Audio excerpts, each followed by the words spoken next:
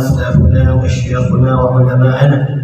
الله يدخل نياتنا في نياتهم وأعمالنا في أعمالهم وأخلاقنا في أخلاقهم، وأن الله يفتح علينا فتوح العارفين لفقهنا في الدين ويعلمنا التأويل ويغفر ذنوبنا ويستر عيوبنا ويكشف كروبنا ويجمع شملنا على الهدى ويؤلف ذات بيننا ويولي علينا خيارنا ويصرف عنا شرارنا ويكفينا شر الفتن والمحن والمعتدين والمعتدين من قريب او بعيد، ويرخص اسعارنا ويغزر امطارنا ويؤتي كل سائل منا ومنكم سؤلا على ما يرضي الله ورسوله، ويفتح علينا فتوح العارفين ويقضي كل حاجاتنا حسية ومعنوية ظاهرة وباطنة، ويقضي كل حاجاتنا ويوسع أرزاقنا ويطول أعمارنا في طاعة الله وطاعة رسوله، ولجميع مشايخنا وأستاذنا ومعلمينا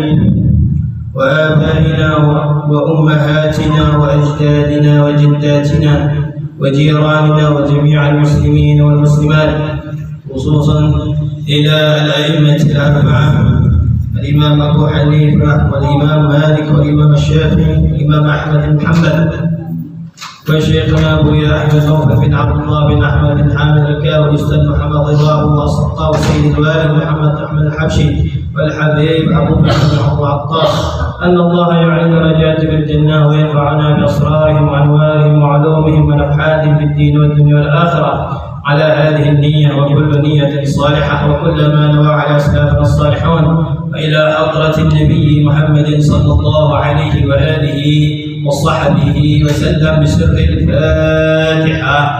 أعوذ بالله من الشيطان الرجيم. بسم الله الرحمن الرحيم. الحمد لله رب العالمين الرحمن الرحيم مالك يوم الدين، إياك نعبد وإياك نستعين، اهدنا الصراط المستقيم صراط الذين أنعمت عليهم غير المغضوب عليهم ولا الضالين آمين. بسم الله الرحمن الرحيم. الحمد لله رب العالمين. اللهم صل وسلم على سيدنا محمد الفاتح لما أغلق والخاتم لما سبق ناصر الحق بالحق والهادي إلى صراطك المستقيم، وعلى آله وصحبه حق قدره ومقداره العظيم. سبحانك لا علم لنا إلا ما علمتنا إنك أنت العليم الحكيم.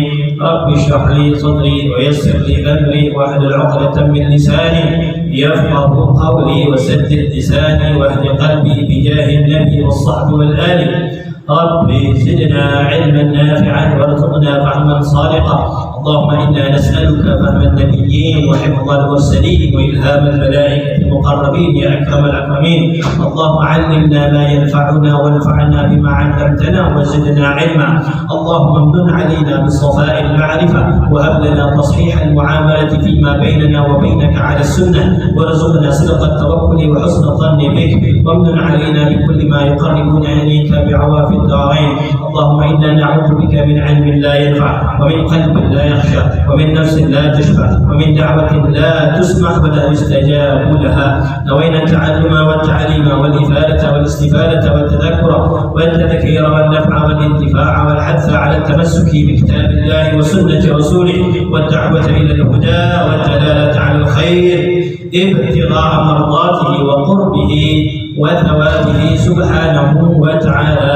أما بعد، إلى أن قال باب الوضوء. Masuk kita pembahasan bab wudu. Ibu-ibu minta apa masih kelihatan ya? Ya, kelihatan. Lebih enak ngajinya seperti ini ya. Memang saya yang minta kayak gini ngaji seperti ini lebih enak, lebih nyaman. Duduknya biar sama. Kemarin sudah sempat kita membahas hal-hal tentang kebersihan, yang mana kebersihan itu termasuk bagian dari yang dilakukan oleh Rasulullah SAW, sunnah-sunnah yang dilakukan oleh Rasulullah. Maka yang dinamakan al-khisal al-fitrah. Di antaranya yang kemarin itu bahwasanya membersihkan kuku, memotong rambut bulu yang ada di ketiak, bulu yang ada di kemaluan, itu termasuk sunnah. Memotong atau mencukur kumis itu bagian dari sunnah. Kalau seandainya kita nyukur kumis dan niatnya untuk merapikan seperti Rasulullah SAW, pahala sunnah. Makanya kadang kita apa yang kita kerjakan karena tidak ada niatnya maka tidak dapat nilai pahalanya. Tapi karena berhubung kalau kita niatkan, saya rapikan jenggot saya itu supaya rapi bagus. Jadi Rasulullah itu jenggotnya bukan berantakan. Nah, jangan disamakan ya. Rasulullah itu rapi, kumisnya rapi, ya, rambutnya rapi. Rasulullah bersisir, Rasulullah bersisir rambutnya. Rasulullah sisirnya tuh seperti apa namanya? Bagian ini ada garisnya, belah tengah. Itu rambutnya model rambutnya Rasulullah Sallallahu Alaihi Wasallam. Dan juga Rasulullah Sallallahu Alaihi Wasallam setiap mau tidur, Rasulullah selalu pakai celak. Apa bahasanya celak? Celak ya. Nah, pakai celaknya dari bubuk serbuk yang namanya ihmid. Itu bagus. Di antaranya supaya mata kita lebih sehat, lebih tajam. Nah, itu. Di antaranya lagi yang dianjurkan bahkan menjadi wajib, kebersihan yang wajib itu adalah al-khitan. Nah, dengar kabar kemarin ada yang khitan, habis dengar ini langsung ada yang khitan, alhamdulillah. Supaya anaknya tadi sudah terbiasa jaga kebersihan. Jangan sampai umur 7 tahun belum sunat. Bahaya, umur 7 tahun belum sunat itu sudah bahaya. Kenapa bahaya? Dia sholat. Dia sholat sudah dianjurkan untuk sholat. Nah, kemarin kita singgung tentang hadis muru sibyanakum bis-shalah inda 7 sinin. Kata Rasulullah, ajak itu anakmu yang umur 7 tahun tadi untuk sholat. Gimana mau sholat dia? Gimana dia mau wudu? Gimana dia istinja? Nanti gimana Allahu Akbar kalau seandainya masih bersisa najisnya? Bersisa dalam kulufnya tadi, dalam kulufnya tadi masih ada sisa. Karena namanya yang bagian kepala itu sudah bagian zahir, bagian luar sudah. Makanya harus dibersihkan ini. Makanya cara membersihkannya jangan dihitam, disunat. Nah, itu. Makanya umur 7 tahun batas maksimum sudah. Bukan sudah masuk SD, selesai dari SD baru sudah salah. Itu hitungan-hitungan siapa itu? Hitungan-hitungan siapa? Kalau kelas 6 SD baru sudah salah. Ikut sunnahnya siapa itu? Itu. Makanya orang tua harus cerdas. Bahwasanya ini anak ini dia mau sholat. Kalau seandainya dia sholat, dia harus bersih dan najis. Itu syarat mutlak. Syarat ibadah harus bersih dari pakaiannya, dari badannya, dari tempatnya, dari najis. Ini bagian yang intim, bagian badannya ada najis. Gimana mau sah sholatnya? Jadi walaupun dia belajar tidak ada nilai pahala, bahkan ada dosa. Najis. Kalau seandainya kena orang, memegang orang, dipegang orangnya tidak sah sholatnya. Kenapa? Karena sama bawa najis. Jadi alhamdulillah kemarin kan orang tua sudah semangat ya, anaknya itu dihitan. Jangan telat. Jangan sampai tamat SMP mau sunat, mau billah. Sudah umur berapa itu SMP? Umur SMP biasanya berapa? 15. Apalagi sudah 15 tahun. Pokoknya batas maksimum orang tua. Kesian itu kalau seandainya dia sholat tidak sah, bukan nangis, bukan kesakitan. Kalau seandainya dia ibadah malah dapat dosa orang tuanya. Nah itu yang kesiannya. Ya kesian masih kecil. Ya kecil terus nantinya. Langsung saja umur 7 tahun atau bahkan 6 tahun sudah disunat itu lebih afdol. Nah itu diantara kemarin itu ya masalah sunat. Juga diantaranya lagi hukum disinggung juga hukum mencukur habis jenggot. Hukum mencukur habis jenggot. Bukan merapikan. Kalau merapikan sunnah. Kalau merapikan justru sunnah. Hukum mencukur habis jenggot. Ikhtara an-Nawawi wa Rafi. Al-Imam an-Nawawi, Al-Imam Ar-Rafi mengatakan karahiyata halqiha, makruh. Mencukur habis yang namanya jenggot itu hukumnya makruh. Nah itu. Jadi tidak sampai haram. Jangan sampai kalau saat dicukur jenggot itu haram. Sampai masuk neraka. Jangan sampai seperti itu. Kita belajar, kita dapat ilmu, tidak sampai dikit-dikit orang itu masuk neraka. Justru kita pengen orang itu banyak yang masuk surga. Ya, lanjutlah kita sekarang masuk ke babul wudu. Itu hanya cuplikan pelajaran kita sebelumnya. Yang namanya wudu itu menurut syariat ismun li ghasli a'dha'il makhsusah. Membasuh anggota tubuh yang khusus. Jadi tidak semuanya dibasuh kalau wudu itu. Makanya ada bagian-bagian badan yang dibasuh, tidak semuanya. Biniyatin maksusatin, dengan niat. Harus ada niatnya. Niatnya apa? Niat berwudu. Niat wudunya tadi untuk mengangkat hadas kecil, atau niat wudunya tadi untuk sholat, atau niat wudunya tadi untuk baca Al-Quran, atau niat wudunya tadi supaya dapat sunnah sebelum dia tidur. Nah, itu namanya niat. Bisa dibedakan dari yang namanya dia hanya sekedar mencuci atau membasuh wajahnya saja. Jadi kadang orang pun punya kebiasaan sebelum tidur dia basuh wajah dulu, pakai pon, pakai apa, biar apa enak di wajah ini adem tidur. Nah kalau seandainya dia tidak niat, tidak ada, cuma hanya sekedar mencuci atau membasuh wajah saja. Tapi kalau seandainya dia niat, dia lakukan tadi nawaitul wudu'a lis-shalah, nawaitul wudu'a lisunniyatil wudu misalnya, karena ada sunnah wudu sebelum tidur, nawaitul wudu'a, atau dia sekedar nawaitul wudu'a, dah cukup. Harus diniatkan. Kalau seandainya tidak diniatkan ya tidak jadi ibadah. Makanya perbedaan ibadah dengan kebiasaan itu terletak dengan niat. Mandi bisa jadi ibadah. Mandi dan kebiasaan. Nah, mandi bisa menjadi ibadah kalau diniatkan. Misalnya dia mau berangkat sholat Jumat, nah, itu kan ibadah namanya. Karena Rasulullah menganjurkan bagi yang mau melaksanakan sholat Jumat disunahkan mandi. Berarti mandinya ibadah. Atau misalnya dia dalam keadaan junub, hadas besar, nah dia pengen sholat misalnya, nah makanya dia pengen ibadah, mandi itu namanya ibadah. Makanya namakan mandi wajib, hukumnya wajib, itu namanya ibadah. Nah, membedakan ini harus dengan niat. Nawaitul ghusla bi raf'il hadathil akbari an jami'il badani fardhan lillahi ta'ala. Jadi yang namanya ibadah harus dengan niatnya, termasuklah yang namanya wudu ala wajhin maksus. Karena ada tujuannya. Nah, tujuan tadi misalnya dia wudu tadi mau sholat, mau baca Quran, mau ibadah yang lainnya.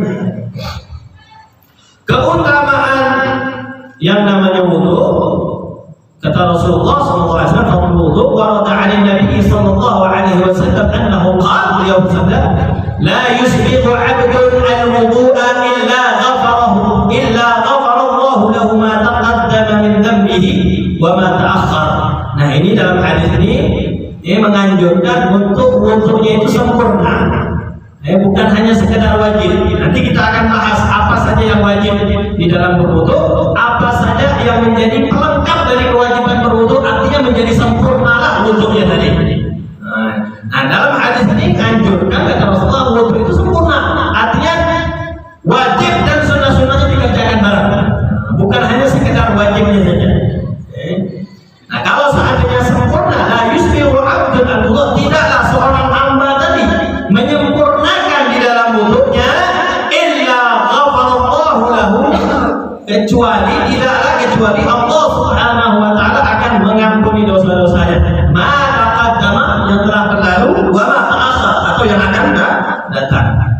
Hadis ini ada di dalam Musnad Al-Bazzar dan Majma'uz Zawaid. Dan disebutkan bahwasanya hadis ini hadisnya sahih. Wa qala aidan, bahwasanya man tawadda'a fa ahsana al-wudu'a kharajat khatayahu min jasadihi hatta takhruja min tahti adfarihi.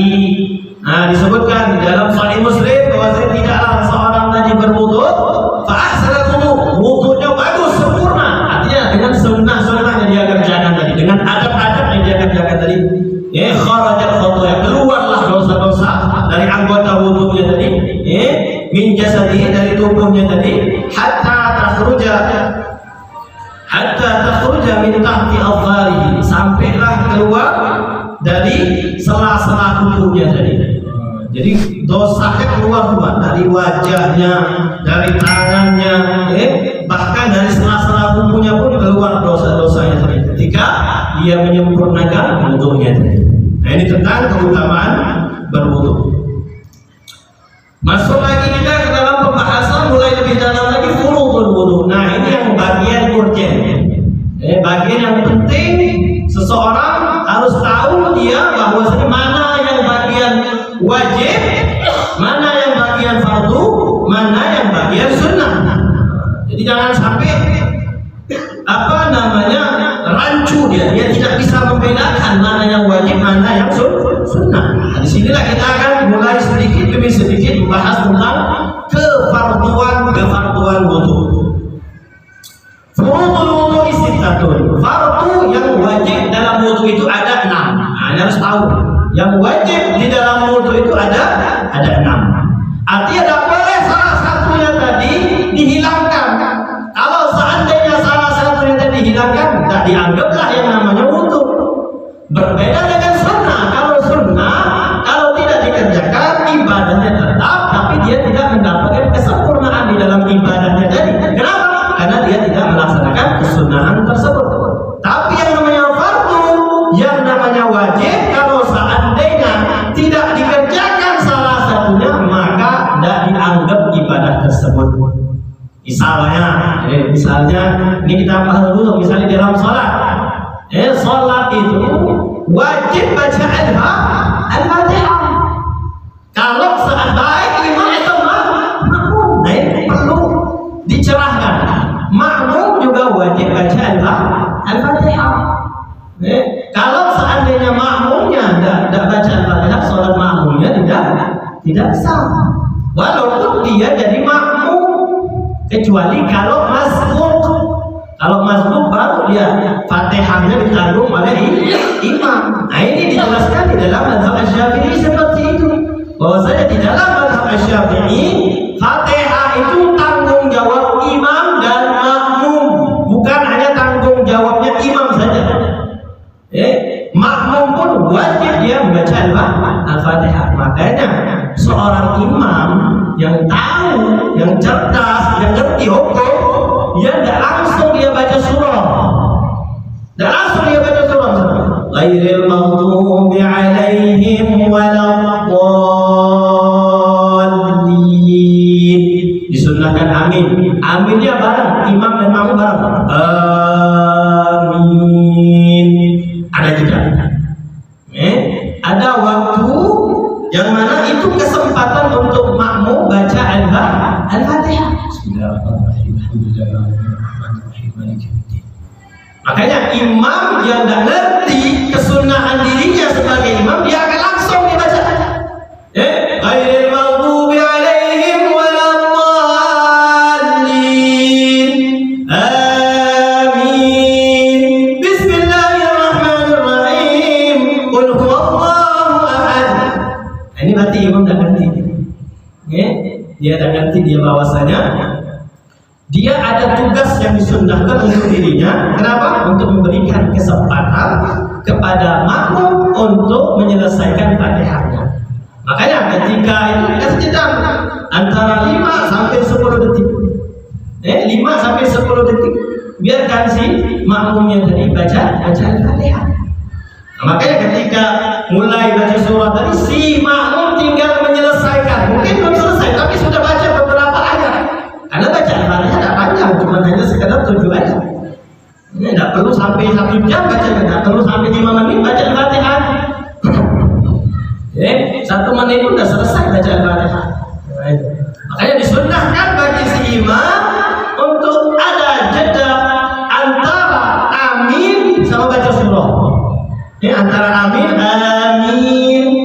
dengan surah ada jeda untuk memberikan kesempatan kepada makmum. Nah, begitu juga ketika di dalam wudu. Kalau seandainya ada fardu wudu yang dia tidak lakukan, misalnya apa?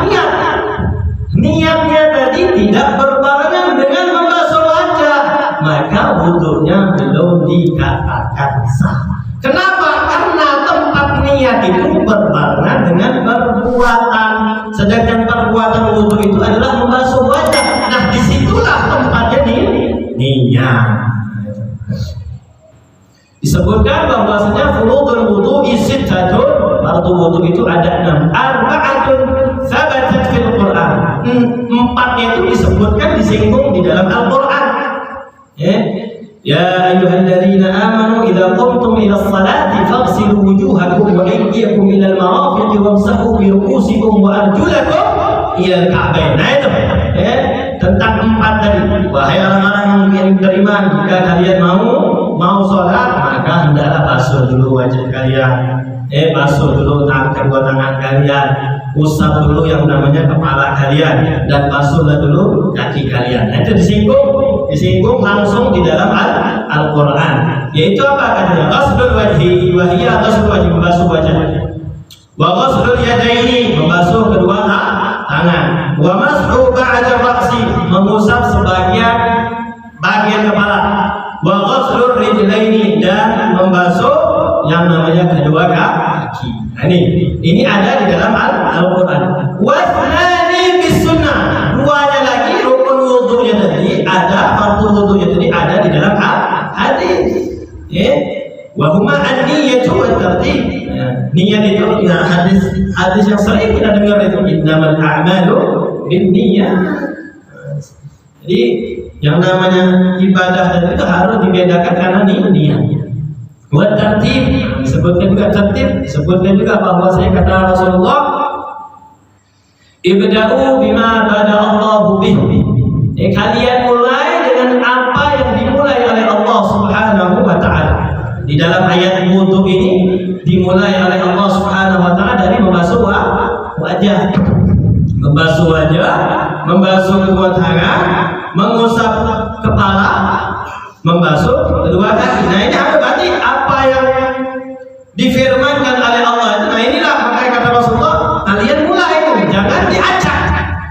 Jangan membasuh kaki dulu, habis itu basuh tangan, habis ibda'u bima bada Allah bihi. Nah, dari sinilah ulama bahwasanya wajib tertib di dalam wudu.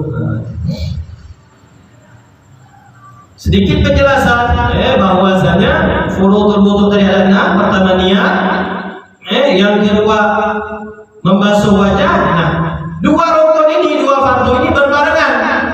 Bukan ini dulu baru ini berbarengan. Jadi niat berbarengan dengan membasuh wajah. Di prakteknya ketika airnya tadi sudah di tangan, ketika jatuh di wajahnya, nah disitulah dia niat. Makanya niat itu bukan di mulut, niat itu bukan di mulut, tapi niat di mulut itu hukumnya sunnah, dianjurkan untuk membantu hatinya tadi. Jadi misalnya nawaitul wudu'a li raf'il hadatsin asghari fardhan lillahi ta'ala. Aku niat wudu karena untuk mengangkat hadas kecil karena Allah Ta'ala. Nah, dia mengucapkan dengan lisannya tadi itu hukumnya sunnah. Tapi tidak cukup kalau seandainya dia hanya sebatas nawaitul wudu'a saja, tapi ketika membasuh wajah dia tidak niat di dalam hatinya, tidak cukup. Jadi niat itu memang yang urgent, memang tempatnya niat itu di hati, dan waktunya ketika membasuh, kalau seandainya di dalam wudu ini ketika membasuh wajah.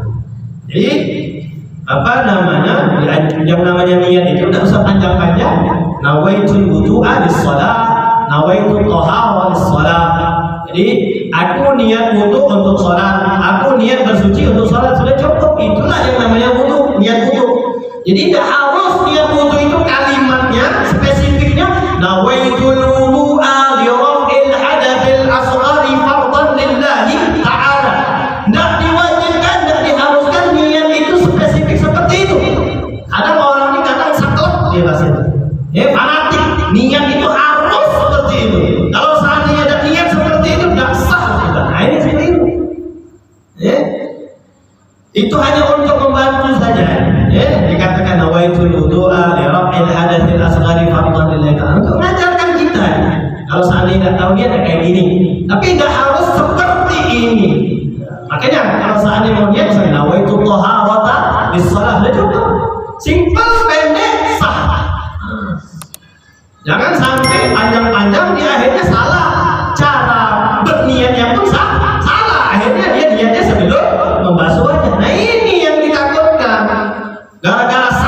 tadi, gara-gara fanatik tadi dia bahwa itu wudu al-lirafil hadasil asghari qadar lillahi ta'ala. Dan niat sama saja, lebih fatal. Justru lebih fatal dan sah wuduknya. Karena tempat niatnya bukan pada tempatnya.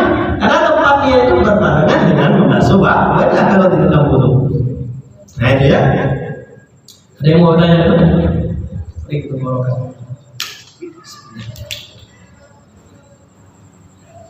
Bu-ibu ada tanya Bu?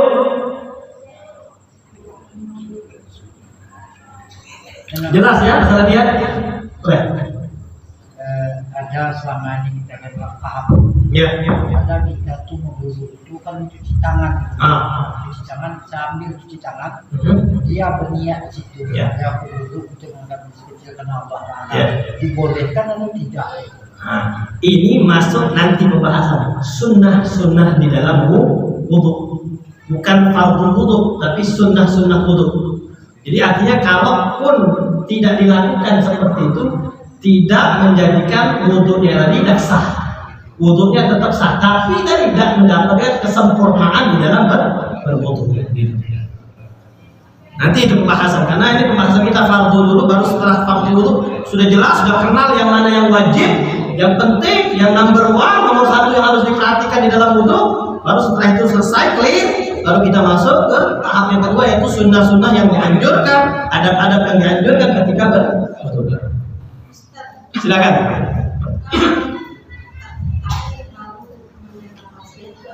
Tadi saya mendengarkan tausiah juga. Iya. Terkait dengan wudu Ustaz.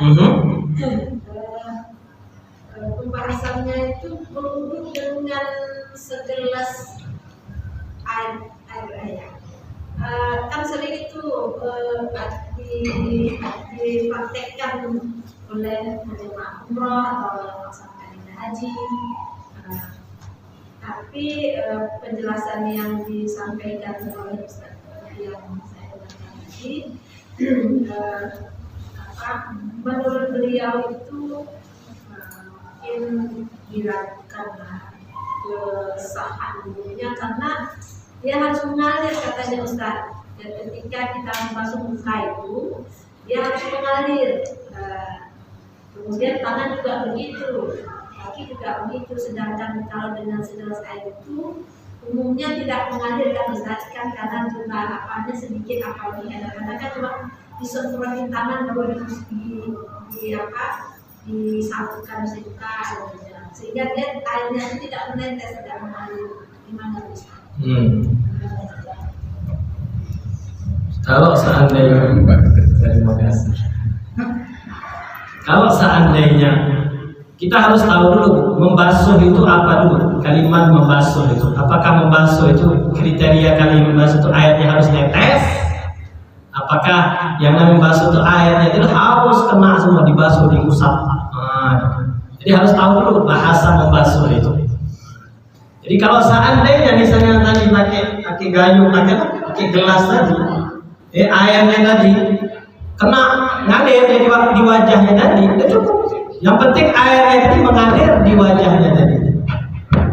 Kalau seandainya dia bisa, kalau saya ambil air tadi, karena kalau yang seperti yang kita lakukan itu bukan yang mengalir, berlebih, bukan mengalir. Namanya berlebih itu. Makanya Nabi itu setelah Nabi itu wudu sedikit. Makanya Nabi mandi wajibnya 1 ember kecil. Mandinya Nabi. Kenapa? Karena tadi air ini dialirkan, cara ngalirnya pakai tangan. Air dibasuhkan. Seperti itu. Jadi kalau seandainya tadi ketika airnya tadi ketika dibasuh wajah bisa ngalir, digosok dari wajah, itu sudah cukup. Ya sudah cukup. Sudah harus tadi air itu berlimpah sampai jatuh gitu. Jadi jangan diartikan membasuh air harus jatuh banyak. Nah, itu. Ada mindsetnya kita, yang namanya membasuh air itu harus jatuh banyak. Nah, di sana justru mubazir. Itu Bu ya, catatannya. Ada lagi?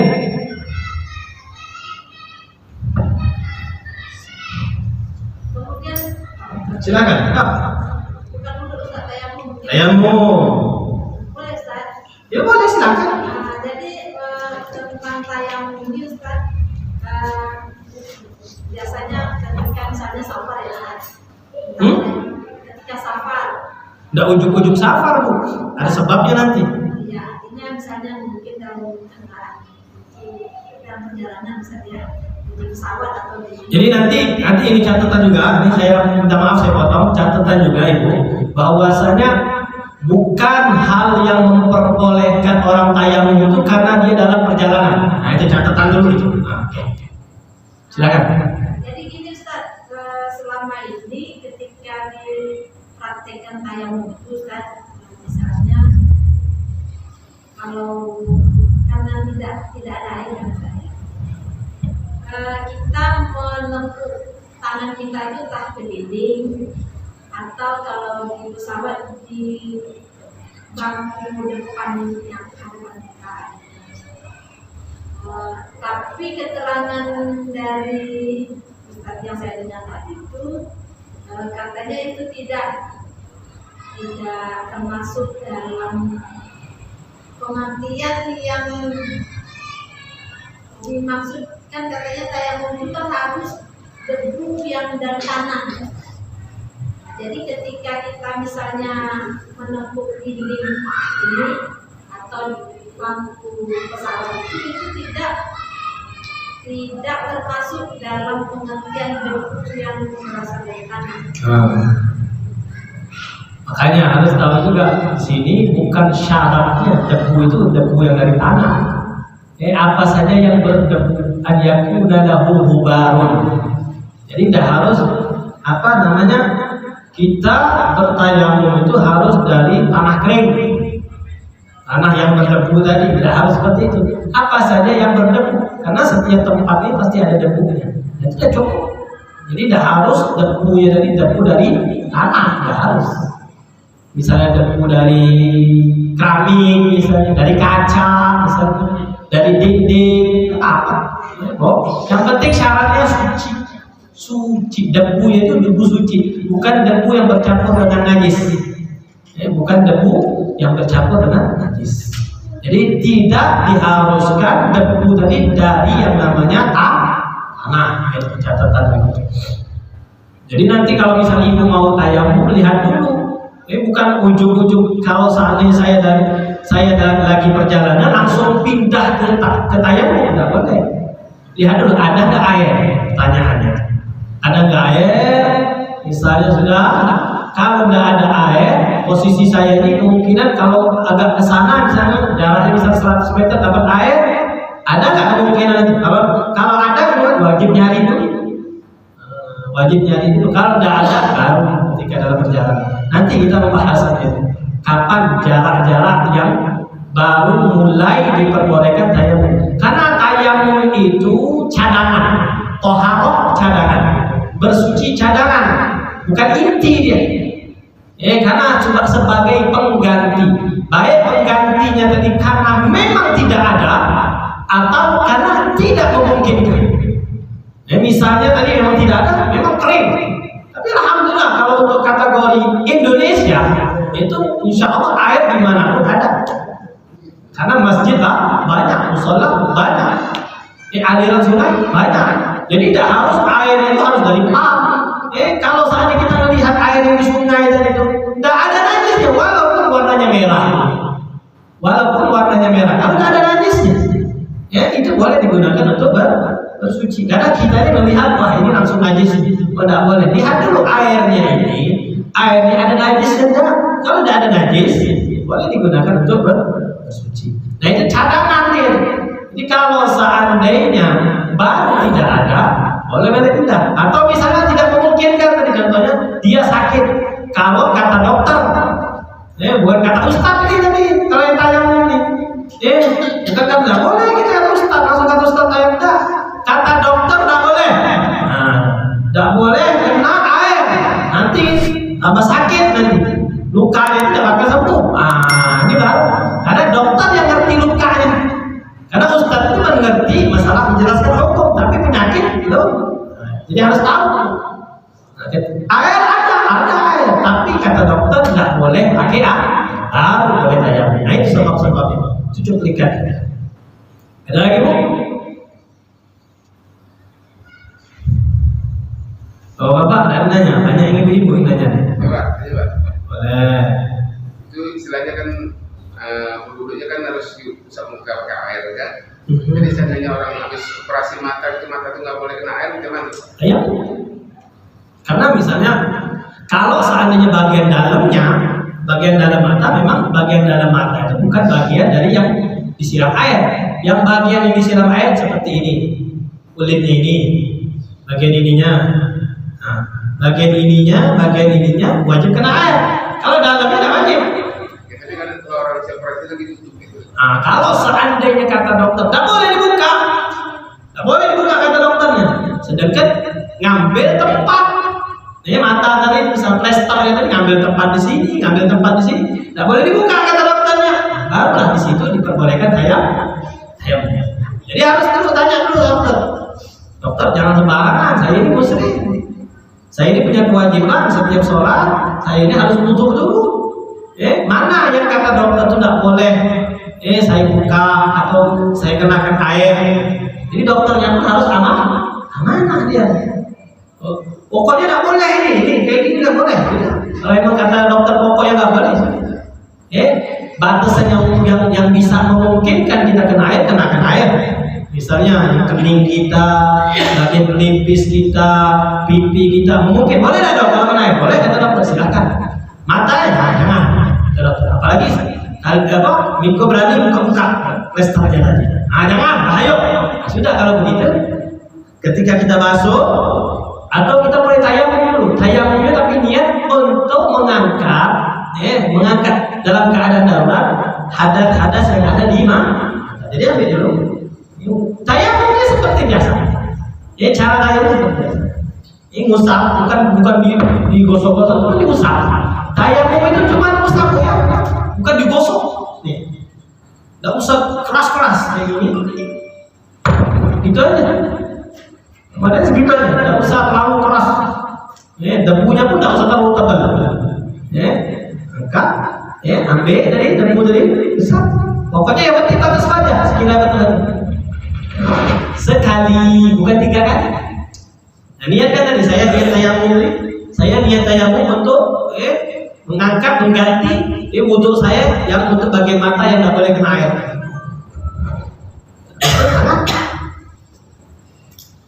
Nah cukup. Habis itu baru setelah itu melaksanakan menyempurnakan bagian yang wajib kena air. Seperti itu Pak.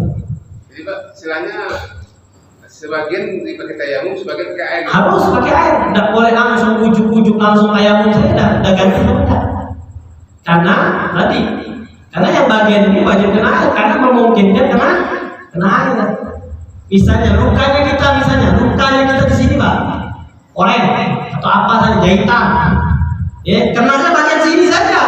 Bukan artinya ketika bagian sini semuanya sudah digantikan dengan tayamum, tidak. Nah itu jangan sampai salah paham. Kalau sampai lukanya segini, berbeda kalau lukanya seluruhnya. Anggota wudu nih dari sini bakal semua. Bagian wudunya nih. Subhanallah, diuji oleh Allah. Dari sini kena luka semua. Atau dokter tidak boleh kena air. Sudah, tayamum. Tapi kalau bagian yang sehat, wajib masih kena harus. Jadi toharnya 2. Dia tayamum dulu, itu lebih afdal pilihannya. Jadi boleh wudu dulu baru tayamum. Boleh tayamum dulu baru berwudu. Cuma lebih afdalnya kata ulama tayamum dulu untuk setelah itu debu-debu itu dibersihkan dengan oleh air. Jadi misalnya lukanya di sini sudah tayamum, niatkan bahwasanya untuk mengangkat hadas darurat yang ada di bagian yang kena luka. Baru setelah itu dia lanjutkan wudunya. Tidak perlu kena air lagi, tidak wajib. Sudah diganti dengan tayamum tadi. Jadi airnya tadi dialirkan di tempat yang tidak sakit atau yang tidak luka. Jadi 2 ya tersuci. Jadi putus lagi dia Pak ini. Nah, jadi untuk tayamum dulu. Misalnya nih Pak, lukanya di mana? Lukanya banyak atau lukanya sedikit? Nah, itu pertanyaan. Itu di mata sama tangan. Hah? Itu di mata sama tangan. Nah, sudah. Berarti saya niat tayamum untuk bagian mata dan bagian tangan. Saya niat tayamum untuk bagian mata dan tangan. Niatnya cuma seperti itu di dalam hati. Ketika dia ngusap wajahnya tadi, ambil dari ngusap, saya niat tayamum untuk mengganti bagian luka yang ada di mata dan luka di tangan. Itu cukup sekali.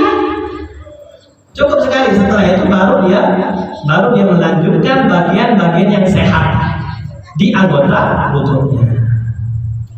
Misalnya 3, 4, sama seperti juga. Begitu juga caranya. Jadi 1, 2, 3, misalnya ada luka di sini, ada luka di sini, ada luka di sini, dan tidak boleh memungkinkan maksudnya. Atau lukanya di sini, bagian kakinya, sudah niatkan bahwasanya saya niat untuk mengangkat hadas darurat yang ada di anggota wudhu saya. Sekali. Bukan artinya nanti bagian ini sekali, bagian ini sekali, kan? Cukup saja. Jadi harus butuh. Harus butuh lagi. Ada lagi. Nah ini mungkin ya memang umumnya di masyarakat mungkin seperti itu. Ada luka atau tayamum, ada butuh lagi. Nah ini jadi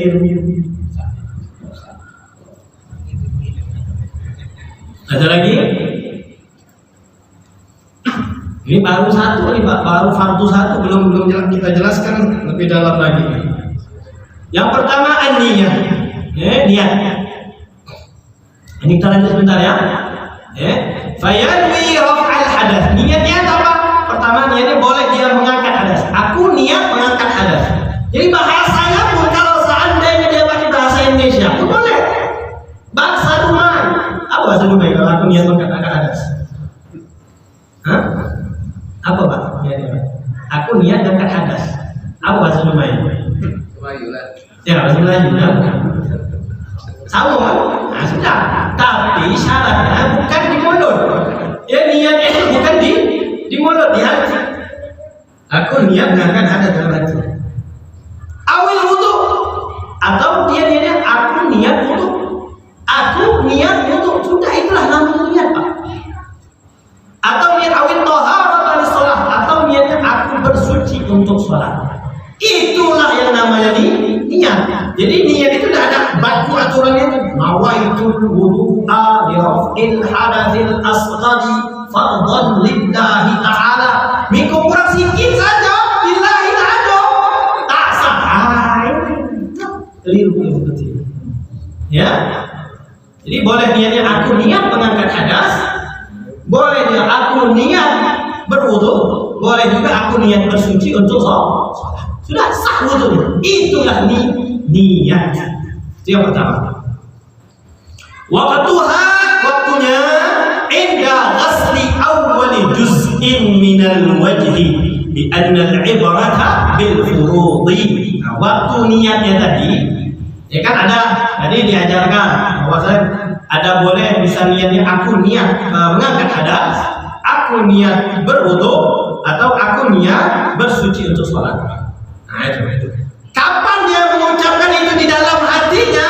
Ketika pertama kali bagian air tadi terkena anggota tubuh yang pertama, yaitu wajah. Nah, air jatuh di situlah. Mau jatuhnya di sini, mau jatuhnya di sini, mau jatuh terserah. Pokoknya ketika air tadi mulai terkena wajah, nah di situlah dia niat. Bukan sebelum air itu jatuh, tapi ketika air itu sudah ada di wajah, di situlah dia niat. Nah itu. Umumnya orang banyak karena tidak belajar secara sistematis, hanya dengar saja, hanya melihat saja kata ustadznya, itu seperti itu. Tidak tanya dengan detail. Akhirnya tadi dengar, akhirnya dia niatnya tadi sebelum membasuh wajah. Nah ini dalam mazhab Syafi'i keliru. Belum dikatakan sah niatnya. Padahal niat itu bukan susah. Kalau gimana caranya? Kadang orang tuh mikirnya sudah susah dulu, udah payah dulu, udah berat dulu. Gimana caranya niat baru dengan basuh wajah? Padahal kan ketika air jatuh, aku niat angkat hadas, aku niat berwudu, aku niat bersuci untuk salat. Sudah, itu kan namanya wudu. Ada pertanyaan masalah niat? Ibu lagi hasilnya Bu, silakan Bu. Kata siapa lagi Bu? Informasinya. Nah, informasinya sekarang. Tidak kalau tidak dengan membaca basmalah. Enggak. Ya, itu masalah kesempurnaan seperti yang ditanyakan oleh Bapak tadi. Itu masalah kesempurnaan. Jadi kalau dikatakan belum sempurna, betul belum sempurna. Tapi apakah sah wudunya? Sah wudunya walaupun tanpa baca basmalah. Ya, belum sempurna ya. Jadi bukan syarat wajib bahwa saya mengucap bismillah itu syarat wajib sahnya wudu, salah. Bukan syarat wajib. Syarat wajib itu niatnya, basuh wajah, membasuh kedua tangan, mengusap kepala, membasuh kedua kaki, itu yang namanya wajib. Ada lagi? Berapa menit lagi? Hah? 5. Nah, cukup lumayan. Bisa rukun yang kedua, fardu yang kedua. Al-thani aslul wajhi. Nah, membasuh wajah. Jadi rukun pertama niat, rukun kedua fardu yang kedua. Jadi rukun sama fardu itu sama, artinya sama. Fardu yang kedua membasuh wajah. Nah kita harus tahu batasan wajah yang dikatakan wajah itu mana.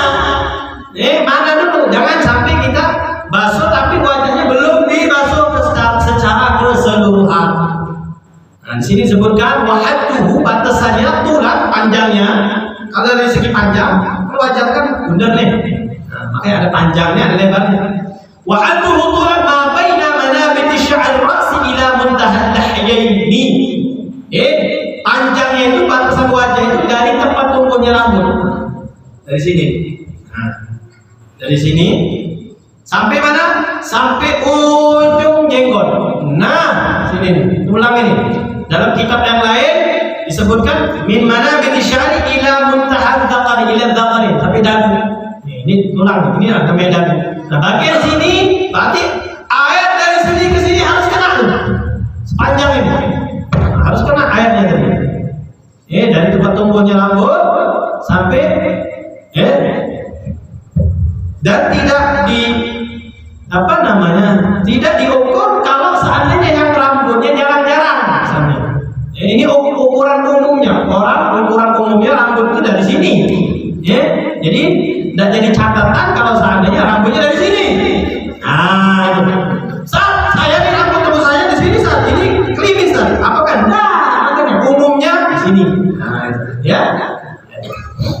Jadi dari sini sampai sini. Jadi airnya itu sampai sini kena tulangnya tadi.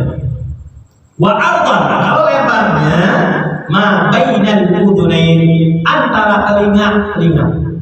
Nah, jadi ini kena, jadi wudu sini sampai sini tulang. Nah, itulah yang namanya wajah.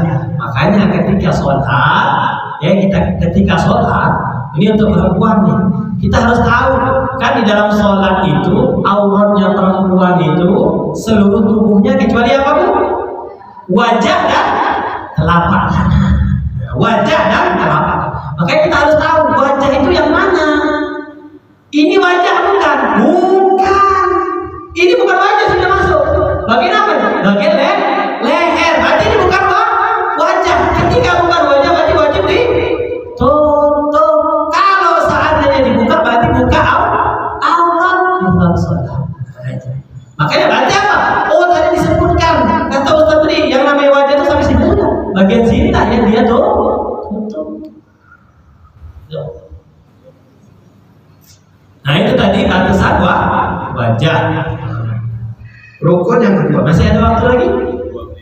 2 menit, ya cukup lah begitu.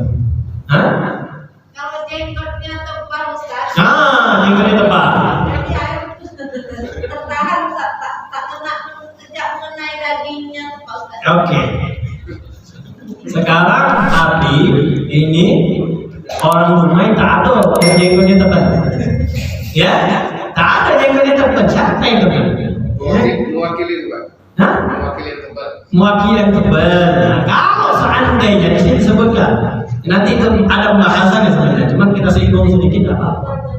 Ya, kalau seandainya dilihat ketika kita aja bicara, orang kalau dia aja bicara sekitar paling ini 1 meter. Ketika 1 meter jarak dia berbicara tidak kelihatan kulitnya, kulit yang ada di sela-sela jenggot baru dikatakan lebah. Kalau lebah, tidak harus dimasukkan air, tidak harus. Cukup dia tahlil namanya nanti di sela-sela kan. Nah, jadi bagi yang jenggotnya tadi tidak wajib harus kena kulitnya tadi. Kalau yang tadi, kalau seandainya ketika diajak berbicara ini tidak kelihatan lembut betul, ya lembut betul, hitam betul, atau putih betul, ya. Jadi nggak kelihatan lagi yang keriput-keriputnya atau apa nih jerawat nggak kelihatan lagi. Nah ini baru dinamakan tebal. Kalau kayak kita ini namanya ini tebal. Wallahu a'lamu bis-shawab. Saya izin langsung ke masjid Mujtahidin. Ini Bu ya, Pak ya. Wallahu a'lamu bis-shawab. Subhanakallahumma wa bihamdika asyhadu an la ilaha illa anta astaghfiruka wa atubu ilaik.